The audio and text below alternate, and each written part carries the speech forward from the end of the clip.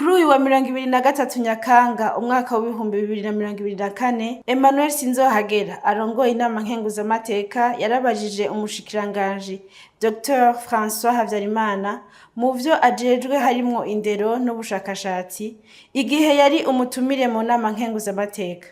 Bimwe mu bituma indero mu mashure iriko irata akanovera ndetse n'abigisha muri ico gisata badakarihirizwa ubumenyi uko bikwiye. Umushikiranganji Dr François Havyarimana yagize ati: ibibazo nyamukuru duhura ni ibi bikurikira.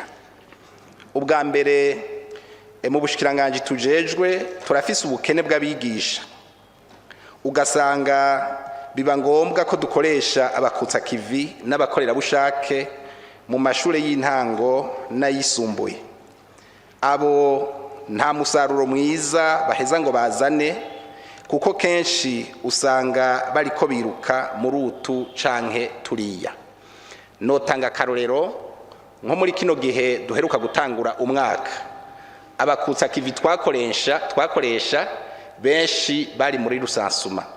Ubu twatanguye amashure rusansuma itarahera, bisigura yuko umukutsa kivi twari twiteze yuko adufasha kuduza ikivi twatanguye umwaka ari muri rusansuma, bigatuma abajejwe indero mu ntara no makomine baca barondera undi mukutsa kivi aza kumusubirira. Murumva yuko ivyo bihungabanya indero, mbere bigahungabanya n'akanovera k'inyigisho dutanga.